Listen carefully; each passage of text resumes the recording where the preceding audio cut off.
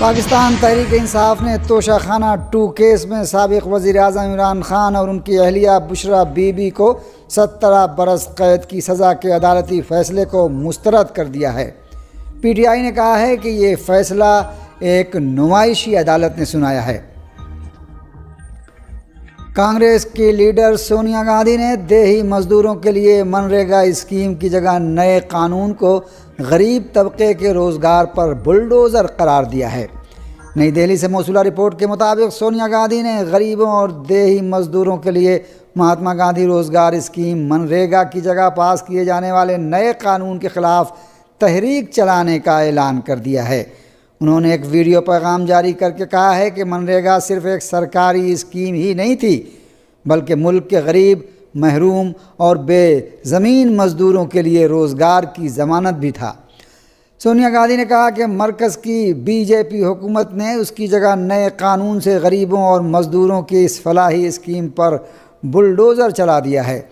کانگریس کی لیڈر نے اپنے اس ویڈیو پیغام میں یاد دلایا ہے کہ تقریباً 20 سال قبل ڈاکٹر منموہن سنگھ کی قیادت میں پارلیمنٹ نے اتفاق رائے سے منریگا قانون پاس کیا تھا۔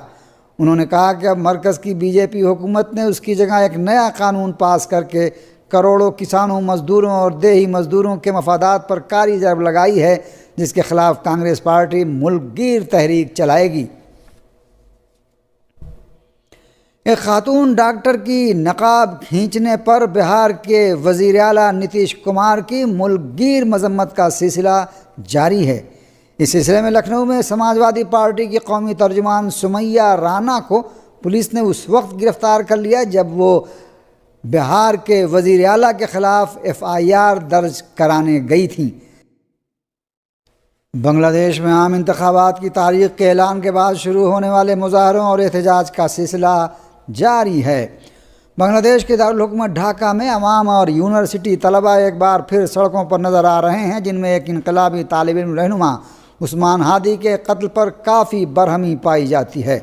تازہ واقعے میں ڈھاکہ یونیورسٹی کے طلباء نے یونین ہال کا نام شیخ مجیب الرحمان ہال سے بدل کر شہید عثمان ہادی ہال رکھنے کا مطالبہ کیا ہے۔ رپورٹوں میں بتایا گیا ہے کہ ڈھاکہ یونیورسٹی کے طلباء نے یونین ہال پر شہید عثمان ہادی ہال کے نام کا بینر آویزاں کر دیا ہے۔ ڈھاکہ یونیورسٹی طلباء یونین کے صدر کا کہنا ہے کہ عثمان ہادی کے قاتل اس وقت دہلی میں چھپے ہوئے ہیں۔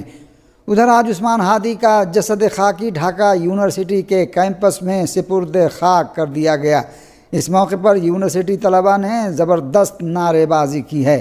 یاد رہے کہ ڈھاکہ یونیورسٹی کے انقلابی طالب علم رہنما عثمان ہادی کو نامعلوم نقاب پوش افراد نے 12 دسمبر کو گولی مار کر قتل کر دیا تھا۔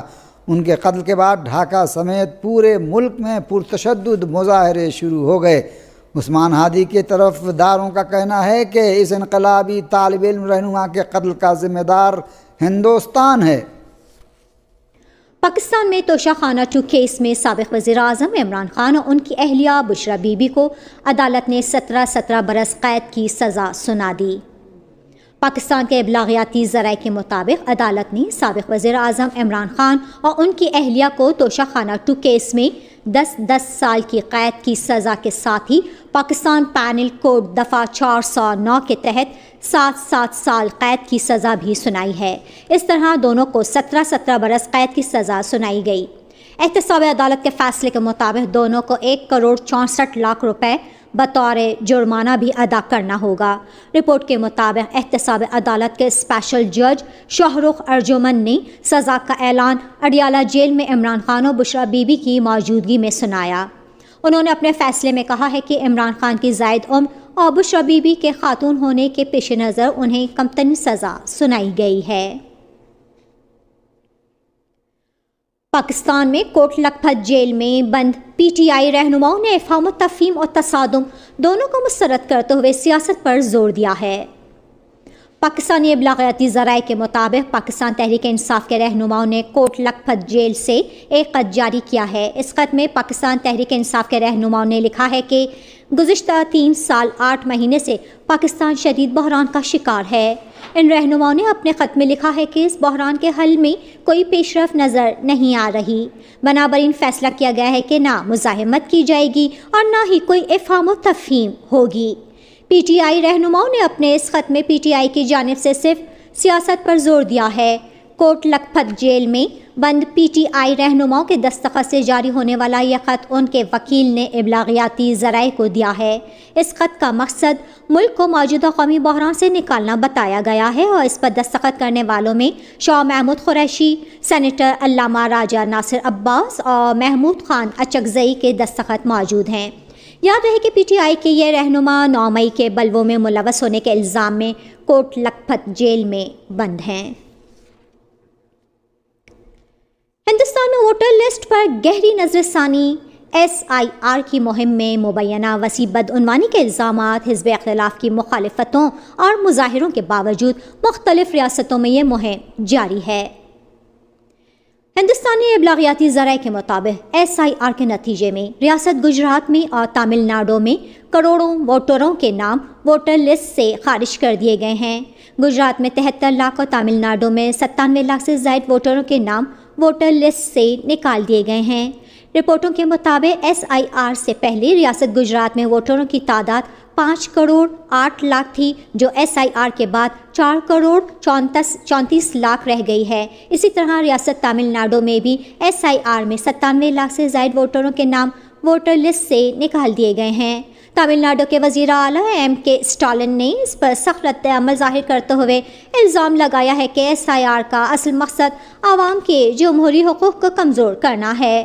انہوں نے اعلان کیا کہ ریاست میں SIR کے نتیجے کے خلاف سپریم کورٹ سے رجوع کریں گے۔ بتایا گیا کہ ریاست UP میں بھی SIR کے کئی کروڑ ووٹروں کے نام خارج کر دیے گئے ہیں، جس کے خلاف ریاست میں اپوزیشن جماعتیں کئی دن سے احتجاجی مظاہرے کر رہی ہیں۔ ہندوستان کی ریاست آسام میں ایک مسافر ٹرین کے ہاتھیوں کے ایک جھنڈ سے ٹکرا جانے کے نتیجے میں 8 ہاتھی ہلاک اور ٹرین کے کئی ڈبے پٹری سے اتر گئے۔ رپورٹوں کے مطابق حادثہ اس وقت پیش آیا جب ریلوے ٹریک پر ہاتھیوں کے ایک جھنڈ کی طرف سیرانگ نئی دہلی راجدھانی ایکسپریس کا لوگو پائلٹ اس وقت متوجہ ہوا جب فاصلہ کم رہا۔ ریلوے حکام کا کہنا ہے کہ لوکو پائلٹ نے بریک لگایا، لیکن ٹرین کی رفتار زیادہ اور فاصلہ کم ہونے کی وجہ سے ٹرین ہاتھیوں کے جھنڈ سے ٹکرا گئی۔ اس واقعے میں ٹرین کی ٹکر سے 8 ہاتھی ہلاک ہو گئے اور ٹرین کی 5 بوگیاں پٹری سے اتر گئیں۔ ریلوے حکام کا کہنا ہے کہ اس حادثے میں ٹرین کے کسی مسافر کو کوئی نقصان نہیں پہنچا ہے۔ خوش قسمتی سے اس حادثے میں کسی بھی مسافر کے زخمی ہونے کی اطلاع نہیں ملی ہے۔ اقوام متحدہ کے سیکرٹری جنرل اینٹونیو گٹرس نے غزہ اور غرب اردن کی صورتحال پر گہری تشویش ظاہر کرتے ہوئے پائیدار جنگ بندی کی ضرورت پر زور دیا ہے۔ روس نے ایران کے سلسلے میں گروسی سے غیر جانبدارانہ موقف کا مطالبہ کیا ہے۔ روس کے وزیر خارجہ نے کہا ہے کہ ماسکو نے جوہری توانائی کی بین الاقوامی ایجنسی کے ڈائریکٹر جنرل سے ایران کے سلسلے میں غیر جانبدارانہ موقف اختیار کرنے کا مطالبہ کیا ہے۔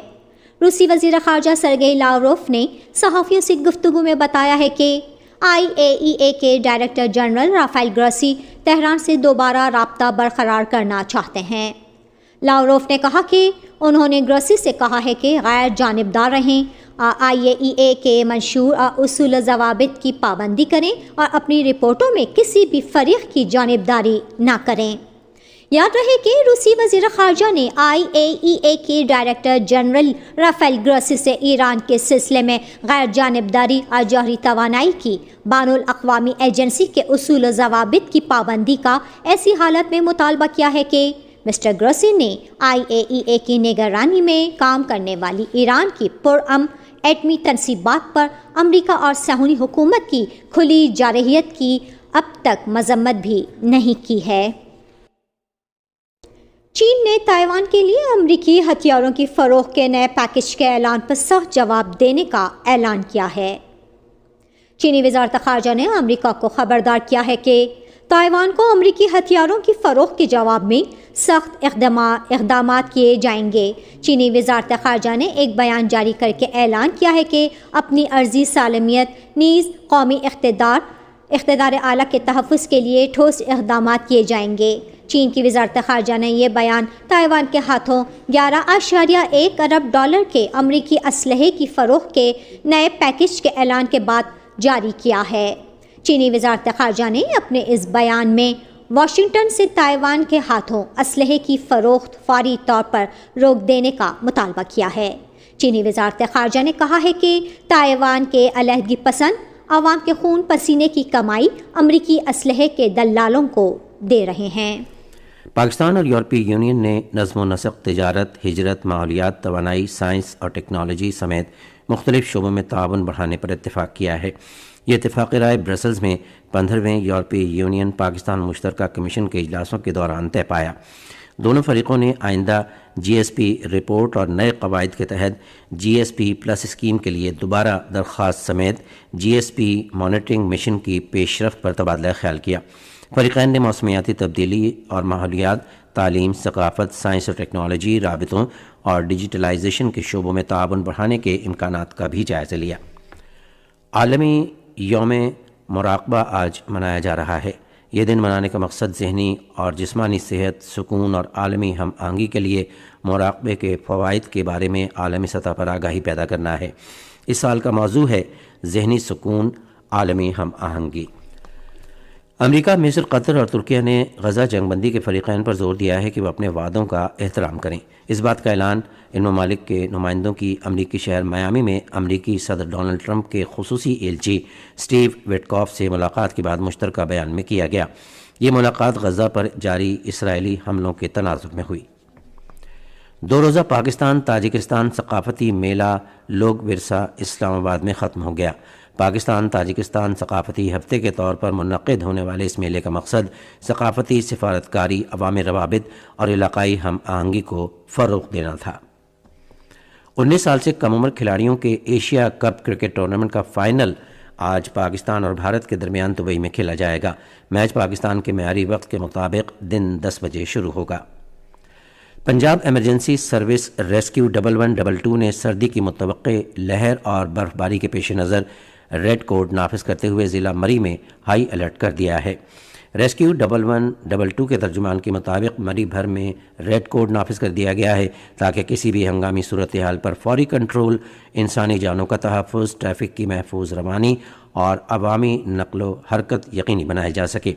انہوں نے کہا کہ ریسکیو 1122 کے اہلکار رہائشیوں اور سیاحوں کو بروقت، مؤثر اور بلا تعطل امدادی خدمات فراہم کرنے کے لیے 24 گھنٹے ڈیوٹی پر مامور ہیں۔ ادھر محکمہ موسمیات نے شہریوں خصوصاً سیاحوں کو مشورہ دیا ہے کہ وہ غیر ضروری سفر سے گریز کریں اور اگر سفر ضروری ہو تو موسم کی تازہ ترین معلومات پیشگی حاصل کریں اور بارش اور برف باری کے دوران احتیاطی تدابیر پر عمل کریں تاکہ کسی بھی حادثے سے بچا جا سکے۔ موسم محکمہ موسمیات کی پیشگوئی کے مطابق آئندہ 12 گھنٹوں کے دوران شمال مغربی بلوچستان، خیبر پختونخوا، گلگت بلتستان، کشمیر، اسلام آباد اور خطہ پوٹوہار میں بارش اور پہاڑوں پر برف باری کا امکان ہے۔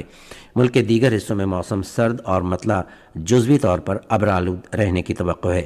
مشرقی پنجاب اور بالائی سندھ کے اضلاع میں دھند اور سموگ برقرار رہے گی۔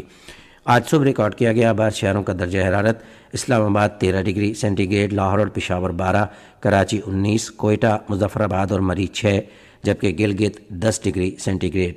سری نگر، جموں، لیہ، پلوامہ، اننت ناگ، شوپیاں اور بارہمولہ میں مطلع ابرآلود رہنے، وقفے سے بارش اور برف باری کا امکان ہے۔ آج صبح ریکارڈ کیا گیا درجہ حرارت: سری نگر، اننت ناگ اور شوپیاں میں 2 degree centigrade, Jammu 11، Leh -3، جبکہ پلوامہ اور بارہمولہ میں 3 ڈگری سینٹی گریڈ۔